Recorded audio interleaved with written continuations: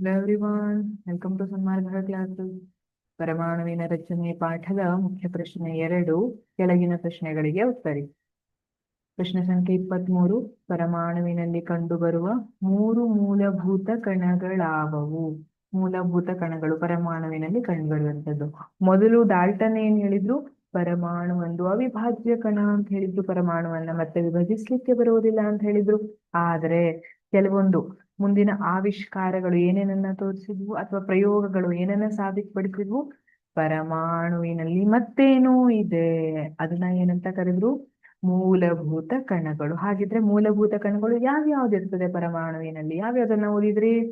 ಹೌದು, proton, neutron ಮತ್ತು electron. Proton ಮತ್ತೆ ನ್ಯೂಟ್ರಾನ್ಗಳು. ಪರಮಾಣು ಇದೆ ಅಂದ್ರೆ ಪ್ರೋಟಾನ್ ಮತ್ತೆ ನ್ಯೂಟ್ರಾನ್ ಎಲ್ಲಿರುತ್ತೆ? ಬೀಜ ಕೇಂದ್ರದಲ್ಲಿ ಪ್ರೋಟಾನ್ ಮತ್ತೆ ನ್ಯೂಟ್ರಾನ್ ಇರುತ್ತೆ. ಬೀಜ ಕೇಂದ್ರ ಧನಾಂಶವನ್ನ ಹೊಂದಿರುತ್ತೆ. ಇಲೆಕ್ಟ್ರಾನ್ ಎಲ್ಲಿರುತ್ತೆ?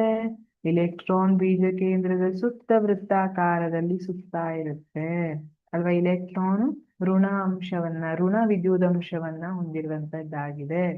ಪ್ರೋಟಾನ್ ಧನ ವಿದ್ಯುದಂಶ. ನ್ಯೂಟ್ರಾನ್ಗೆ ಯಾವುದೇ ರೀತಿಯಾದಂತಹ ಆವೇಶಗಳಿರೋದಿಲ್ಲ, 0 ಅಂತ ಹೇಳ್ತೀವಿ, ಅಥವಾ ಯಾವುದೇ ರೀತಿಯ ವಿದ್ಯುದಂಶ ಇರೋದಿಲ್ಲ. ಇಲೆಕ್ಟ್ರಾನ್ ಋಣ ವಿದ್ಯುದಂಶವನ್ನ ಹೊಂದಿರುತ್ತಾಗಿರುತ್ತೆ. ಇವು 3 ಮೂಲಭೂತ ಕಣಗಳಾಗಿದೆ. Thank you.